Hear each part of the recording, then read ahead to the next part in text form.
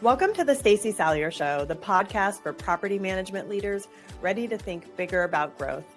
I'm Stacey Salyer, and the only acquisition strategist in this industry who sat on all sides of the M&A table. I've been the buyer, acquiring a 370-door competitor during COVID using seller financing. I've been the seller, building and exiting a 7-figure business. And I've been the corporate evaluator as director of acquisitions, assessing over hundreds of companies nationally. That means I know exactly what you're thinking, what you're missing, and what actually works when it comes to buying and integrating in this space. On this show, we dig into acquisitions as a real business tool, not luck, not someday. You'll learn positioning, strategy, numbers, and integration from someone who's actually done it all. Let's go. So today I have a special guest. We're going to be talking about AI, and I know that AI is all the rage across all industries, but especially property management. And you might be wondering how we're going to tie that into buying and selling property management companies. Well, stick around and take a listen because we've got some really cool things that my guest is going to be talking about. So I'd like to welcome onto my show, Nitin with Mason. So welcome. Thanks for having me. Awesome. Well, yeah, if you don't mind giving my listeners a little bit of a background of you, and we can kind of dive into your business and talk a little bit about that, that'd be great. Cool. Well, hey, thanks for having me. My name's Nitin. I'm the CEO here at Mason. Mason's a relatively young company. We've been building in the AI for property management space for about a year. I'm actually not from real estate. I come from a technology background. I started building companies in San Francisco about 10 years ago. One of the first ones was in the commercial insurance space, which topic for another time is very similar actually in some ways to property management and actually has a lot of acquisitions very similar to the property management industry. And about a year ago, we effectively moved to Sacramento. We worked alongside a few property management companies with 1,000 or so doors, and we worked out of their offices to figure out how could we build AI agents to meaningfully improve the quality of operations and the profitability of these management companies. And the rest was history, and we've been building in this space ever since. Awesome. Well, cool. So to kind of preface for my listeners today, we are going to be talking about AI and maintenance. So maintenance related AI, and anyone that's in property management knows that maintenance is one of the biggest headaches. I know I've been in the business for over 20 years and maintenance has always been one of the most challenging pieces. So it's always really fun to talk to somebody who has kind of cracked the code on the AI and like the agentic AI to help out property management companies. And then we're going to dive into how that can kind of also tie into if you're looking at buying a property management company, really. Of course, if you're going to be selling, maybe a little bit too. We have not talked about this, but I'm curious, how did you come up with the name Mason? Like, how did you guys name your business? Why is it that? Yeah, so the original inception of the business was a business called May. May was actually named after my virtual assistant in the Philippines, and her name is May. And we still work together. And one of the things that May did for me was she managed my email inbox. So the very first product that we ever built, May, was an AI email inbox. And this is actually how we landed into the property management space, which is we were selling this AI email tool to folks in the real estate space. And we actually learned that property managers, lo and behold, get a lot of email. The value of AI actually comes from doing a workflow end to end. So we pretty quickly realized that, hey, we shouldn't just be generically selling an email AI product. What we should do is find a workflow that is extremely painful, extremely high volume, and probably shouldn't be done by people, and build an end-to-end workflow for that system. And when we discovered maintenance, we're asking the question of like, what should May become? Should our maintenance system be named May? But, there's building and maintenance, there's construction and maintenance. So we liked the word Mason because it, evoked imagery of construction, of bricks, of stones. It was an evolution of the word May. And we decided on the name Mason about 9 months ago. And turns out it sticks. We now have 12,000, maybe 18,000 tenants who are actively talking to Mason on a daily basis. And, they've gotten to know him really well. Oh, I love that. That's really cool. That's cool. Evolutionary, story. So you built originally the email inbox, May, and then you thought, wow, I would love to really challenge my life and myself and dive into the world of property management maintenance. So, I mean, you kind of hit on that a little bit, but what did you first think when you looked at maintenance workflows? What was your first kind of thought around that? My first thought was that it actually wasn't something where the administration of maintenance should be done by a person. This all started actually when we were sitting alongside a property manager who also managed her own maintenance, and her phone kept ringing. Her Hmm. phone kept ringing, her phone kept buzzing because she was getting emails. And we were having lunch, and we kind of asking her, we're like, hey, do you need to take that? Do you need to respond to that email? Do you need to respond to that call? And she was like, no, I'm having lunch. I do not need to respond to this. I'll get to it later. Well, it turns out these were tenants submitting work orders. These were vendors needing on-site approvals, owners maybe who had questions about maintenance spend, and they were all funneling through to her. The problem, and she even expressly said this, was she couldn't be in two places at once. Yeah. And, for us as technologists, we're like, oh, wow, that's kind of interesting. Like, she can't be in two places at once, but Mason can. So we got really interested in the coordination elements of maintenance because we realized that, when it comes to troubleshooting and dispatch and approvals and invoicing, all of these administrative functions actually could be done by AI. By the way, this does not mean that we believe that the entire maintenance function is going to be run by AI. We actually are very invested in the future of people first maintenance. What we just think is that the administrative components of maintenance can be well managed by an AI system. Okay. Yeah, and that's fair. So, and again, those that are listening who have been in property management, or maybe you're listening and you're thinking about buying a property management company, the initial like work order request, I mean, that's all very admin. I mean, the phone calls, then sending out a work order to maybe 3 vendors and then waiting for one vendor to pick it up, and whatever that workflow is for that particular company. So as far as like kind of your Mason, how does that work for a company? Like, so let's say I own a property management company and let's say I manage 500 doors. What does like my onboarding look like? Do I need to have like really good processes documented? What does that look like? Yeah, so Mason will work where your company works. So we'll get onto your phone tree, we'll get into your email system, we'll work within your PMS, wherever your work orders are submitted. This is one of the nice things about AI. AI can read an email, AI can talk on the phone, AI can read an incoming work order request. And the process change is that Mason ends up taking over your intake, your troubleshooting, and your dispatch. The system is built around approvals. So instead of Mason making autonomous decisions, we believe that AI should ask teams for approvals. So suddenly your team that previously did all of the coordination, all the follow-ups, they're actually more about like exception handling and approval management. When Mason has made a decision, I need to do this, the team is actually going to approve or deny what he's requesting to do. So they don't have to worry about following up for invoices and all those things. They just need to approve the invoice, approve the amount of money that Mason has figured out needs to be spent on an issue. Okay. So I wouldn't have to fire my maintenance coordinator. I could basically elevate my maintenance coordinator to kind of a little bit more thought-provoking work, I suppose. Yeah, I mean, really what we observe is our customers are trying to get their maintenance coordinators and their teams into the field. They observe that, some of the best and highest use of time for their team is those maintenance coordinators, they should be doing inspections, right? They should be, managing the inspections, managing the owner relationships around annual inspections, around reactive maintenance. That is very relationship driven, that's customer driven, that's in-person work. And that's actually what like the owner is paying you for. I talk to management companies all the time who tell me, well, maintenance is like kind of our core differentiator. We don't want to give that up to AI.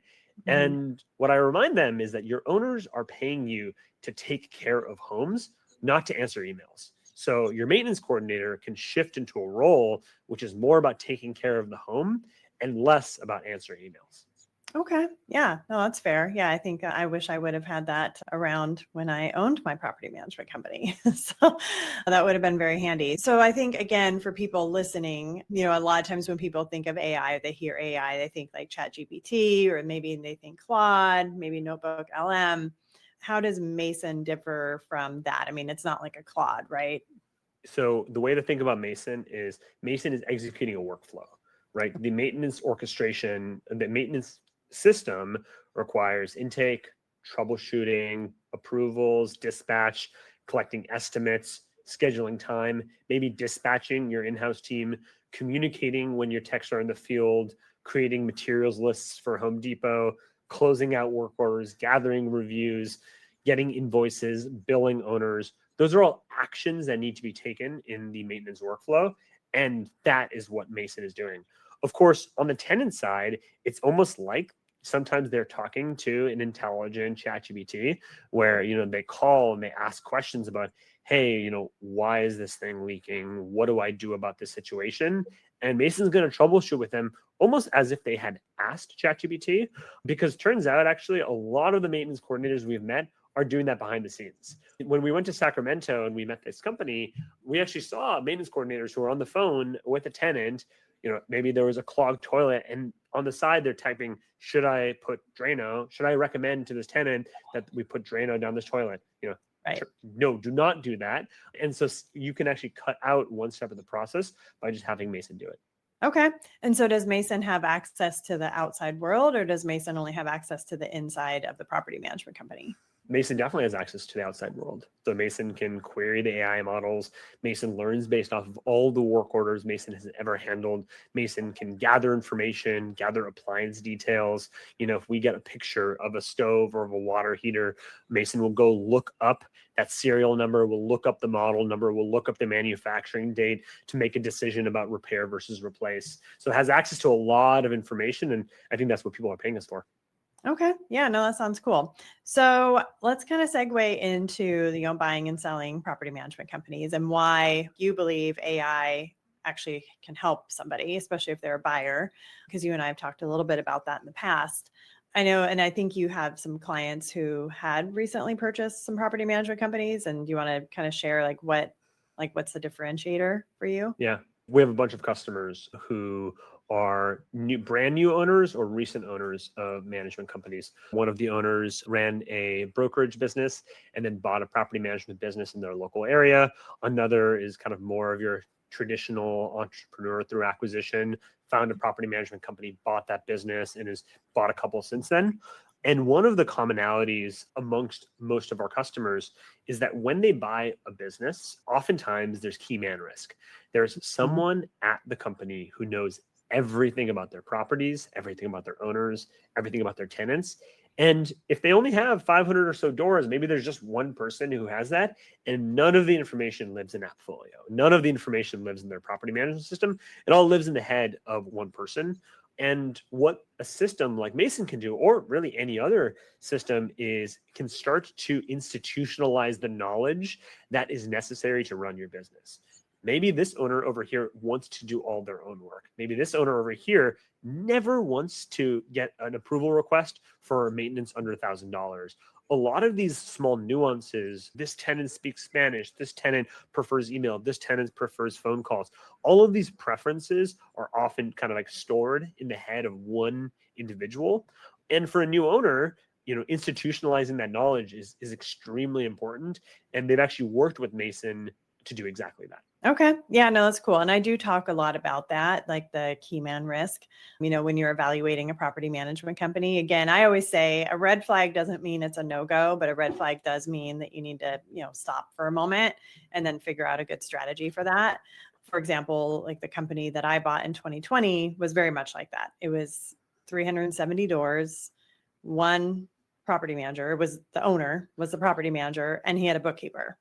So you can guess where all the information lived in his head, and at the time, obviously we didn't have the AI capabilities, but, we've been able to evolve. That would be so wonderful to be able to say, okay, well, let's at least document some of this. And then now, it's much easier and also less expensive. That's something that I talk a lot about. Like when you're evaluating a company, they may not be making as much money per door, but if you know how much money you're making per door, and then you also can leverage AI and not pay as much for an employee, you're kind of a win-win, right?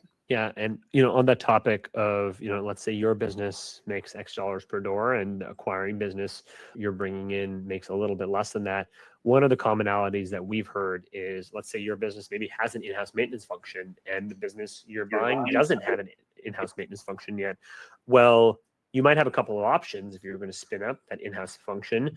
You could, hire a head of maintenance, hire someone to do the dispatching work, and that just kind of increases the total cost of headcount in your business.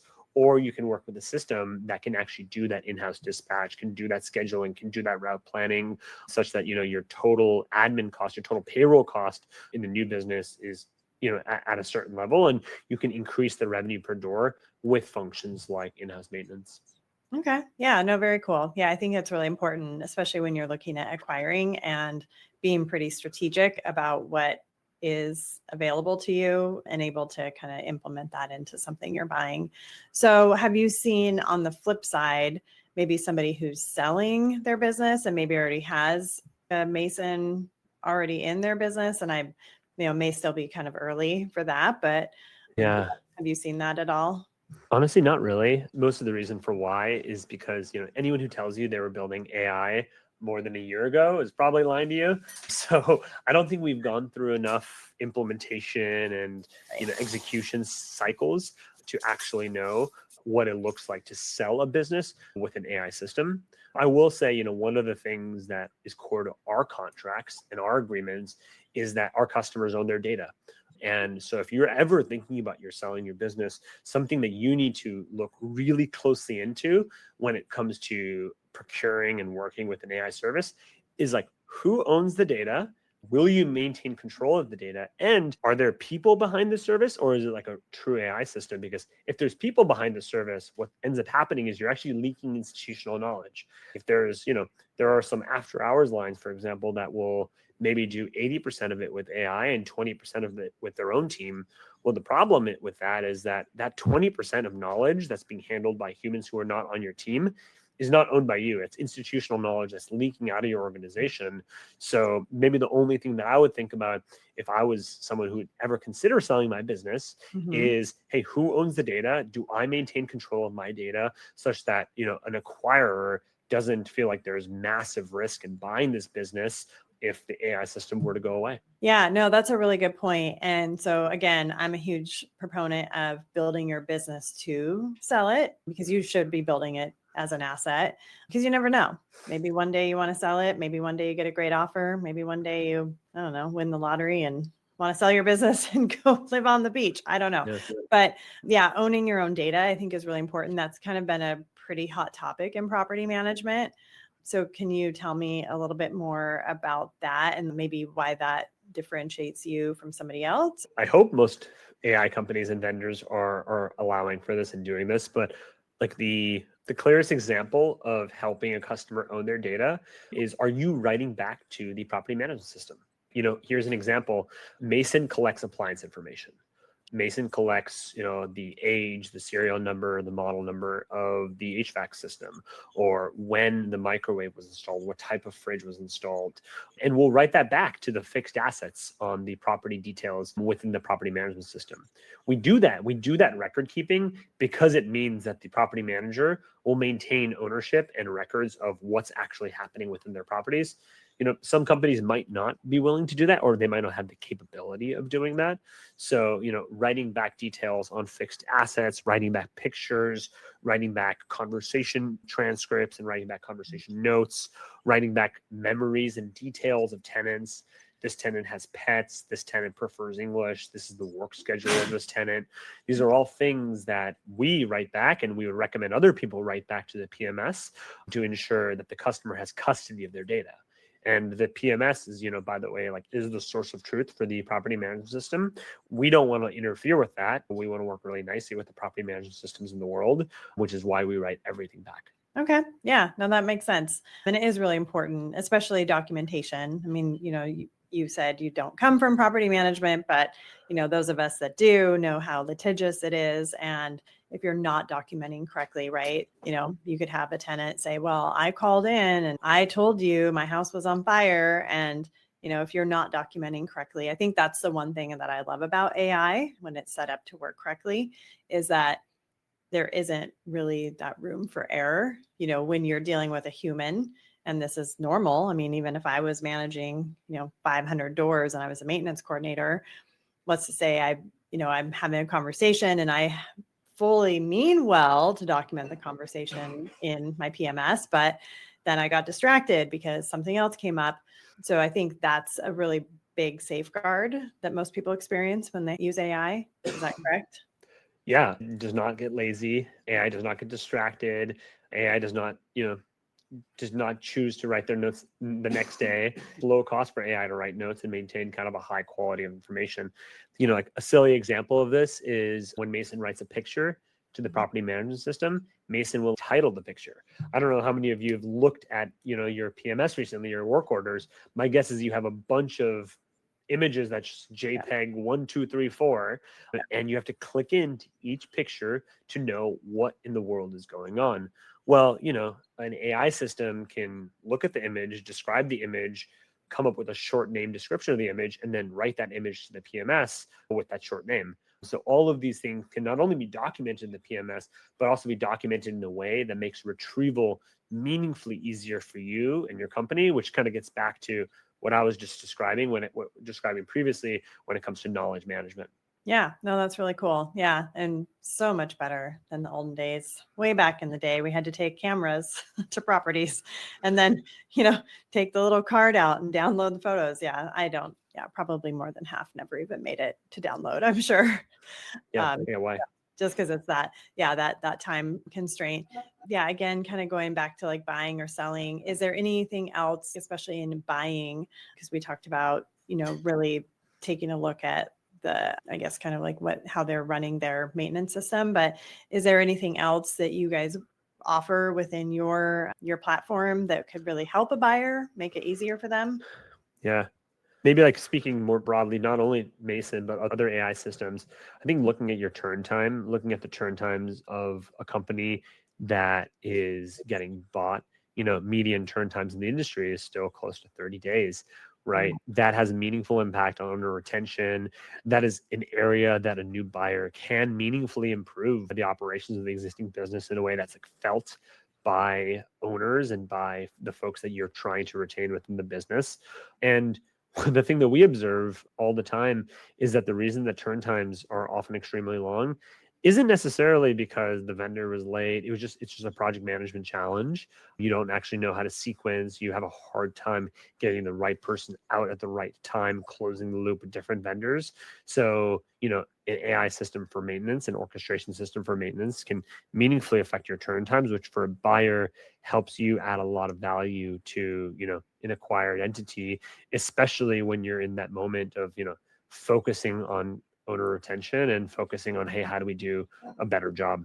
Yeah, no, that's cool. So if somebody's looking to buy a company and they're not using your service yet, is that something that you can go in and can they sign up with you and then they can have you take a look at maybe the portfolio that they're looking to purchase? Yeah, so we do diagnostics for companies, actually, whether they're buying a business or they're a prospect customer of ours, where they can share some details with us, share access for Mason, and Mason kind of can make some decisions about, hey, how much opportunity is there to improve the operations of this maintenance system? The clearest example of this that I can share is, when you send a vendor out for a job that was caused by another vendor. This is like a cardinal sin that we see happen all the time, which is you replace a garbage disposal one day, you pay, the handyman X dollars to replace that garbage disposal. 3 or 4 days later, the tenant notices that there's a leak under the sink. You send a plumber out. The owner gets 2 bills for those 2 independent trips, and that can destroy a lot of trust with your owners. That's unnecessary spend. It's just wasting the system. And by the way, I don't fault anyone for this. It's really hard to look back at every single work order that's ever been done on a property to make a determination, is this a service recall or is this a true net new issue?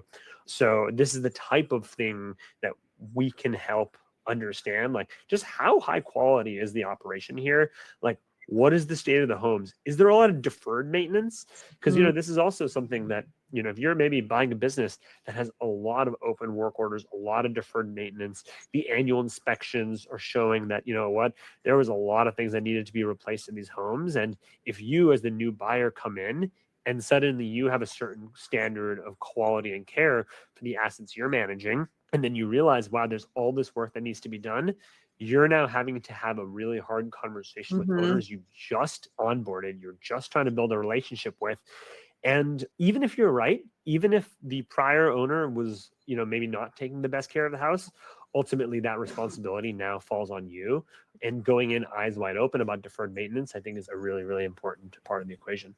Yeah, no, that's a really good point, because I've been there, done that personally. And it is a very painful conversation, because when you do buy a portfolio where maybe, they just kind of collected rent and they just didn't, their turns were very basic. They did not communicate, deferred maintenance type items. It can be a shock when you talk to a client. You're like, yeah, it's actually gonna be like $15,000 just to get your house re-rented. And they freak out because they Right. haven't put any money into their home, and they haven't been educated on that. Right. So again, but knowledge is power. That's what I always believe in. And that's what I teach people as well. So again, that red flag of deferred maintenance isn't a no-go, but now you have the information and you can then determine again too. So you could even go back to the seller of the company and say, hey, we scraped all this data and these homes are showing XYZ. I'm probably going to have higher churn than I would normally anticipate, right? Because when I talk to a client, they're like, all of a sudden I need 15K. They're like, what do you mean? I'm going to leave or sell my home. Then you can maybe negotiate the sale price as well. So there's, so many strategies out there. I think that people maybe are kind of just realizing that where AI, I think, takes a big piece of that. Yeah. And it's almost impossible to go through all those documents by hand. It's just not possible. No, that's not possible. And that's the thing is, when you're buying companies back in the day before AI tools like this, you just kind of had to make a decision and hope for the best, I guess. Some strategy, of course, but using a tool like this would be great. So if somebody is looking to buy a portfolio, what's like a realistic time frame? So if I was like, I'm looking to buy these 300 doors, I want Mason to kind of go into their system and check it out and kind of do some diagnostics. Is that like a couple weeks, a couple months? The beauty of AI systems is that that's more like a couple of days. Ooh. Of course, every management company runs differently. Everyone has some, shorthand in the property name that tells you if it's a no fee property, if the owner does their own maintenance. So, there's all of these little eccentricities to how everyone stores their data in, a traditional PMS. But I think we're talking about, something on the order of days. Of course, there are different PMSs out there. There are PMSs that are great to work with, Folio, Rentfine, etc. There are Right. PMSs that are not as great to work with, who shall not be named. Right. And That's for our conversation at a conference. and so that actually a lot of this kind of comes down to how challenging is the underlying system to work with. Right. But again, I think that goes into the strategy of the buyer too, right? So if you're buying something where maybe the property management software isn't that great, or you can't extract the data you need, well, that's going to give you a picture as well as what you're buying. So yeah. But yeah, no, that's cool. Well, this has been very enlightening and very, lots of great information. Is there anything else you would like to share that maybe you guys are working on this year or that you have kind of going on? Well, I guess what I'd say is that there's a lot of flavors of AI right now. A lot of people are saying that they're building AI. Maybe if I could leave folks with a couple of principles of making a great decision here. One, the value of AI is end to end, right? There's a lot of flashy demos out there that'll show you, hey, we can do leasing, we can do maintenance, we can do rent collection, we can do everything, right? And maybe the AI system can take in some of those notes, but where a lot of the value of AI comes from is being able to execute on a workflow end to end, right? And so especially when you start really thinking about the P&L of your business and like how much value is this thing actually creating, I would urge buyers to think through, hey, is this system actually doing something end to end in my business? And how is that improving my company? The second thing that I would definitely think through is, how is this AI system helping me generate revenue? Yes. That is really, really critical, because the thing that you also know about buying businesses is that you're not going to let go of anyone on the team, and you don't want to let go of the key team members in that first period of time. That is a surefire way of destroying trust with the existing company. So you have to believe that you are going to be able to generate additional revenue and generate additional profitability through means that are not just cutting costs in the business. Right. Right. Yeah. So what I heard, so one thing I say about the first thing that you were saying is basically you're kind of niching down, right? Like instead of having the all for one AI. So I call that the Cheesecake Factory. So I always say, so for example, I niche down. I teach people how to buy and sell property management companies. I'm an acquisition strategist and I niche down. So I'm not the Cheesecake Factory of consultants. That's what I like to say. So you're not the Cheesecake Factory of AI. So that's your new nickname. Now you can take it or leave it. And I think that is really important because when you are working with different vendors, I think it is really important to find those niche vendors, especially when it comes to maintenance. Even those of us that have ran businesses, I didn't have a leasing coordinator who also did maintenance coordination. I mean, I had all separate people, kind of the same with the AI assistants as well. And and then to your point, how is it going to generate additional revenue for you without, of course, destroying your team? But so I love all that. That's really great. So anything else that you're working on this year that you want to share? Anything big coming out that you can share?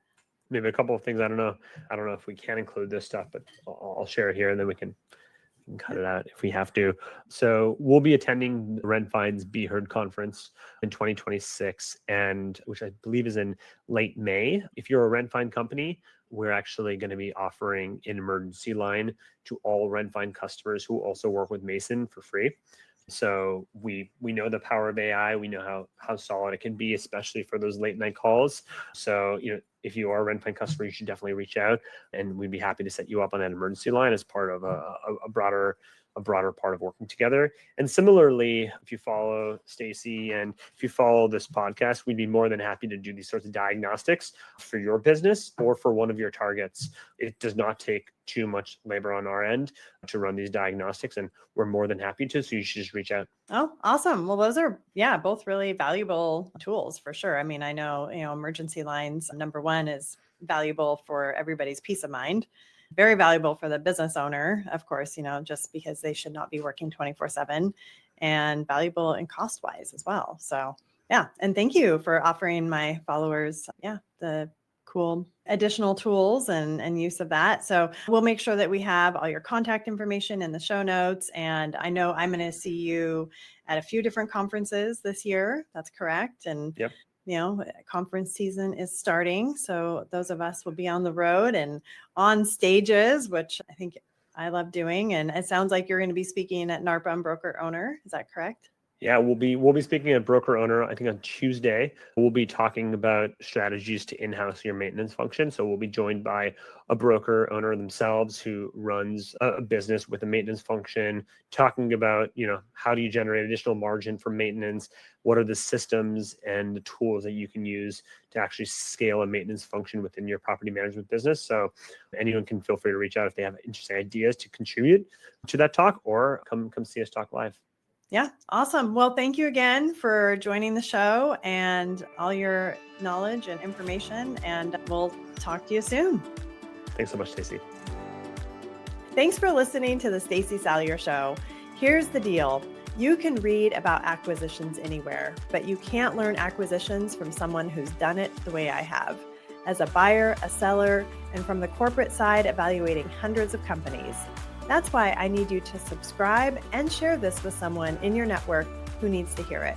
And if this episode landed, leave a 5-star review.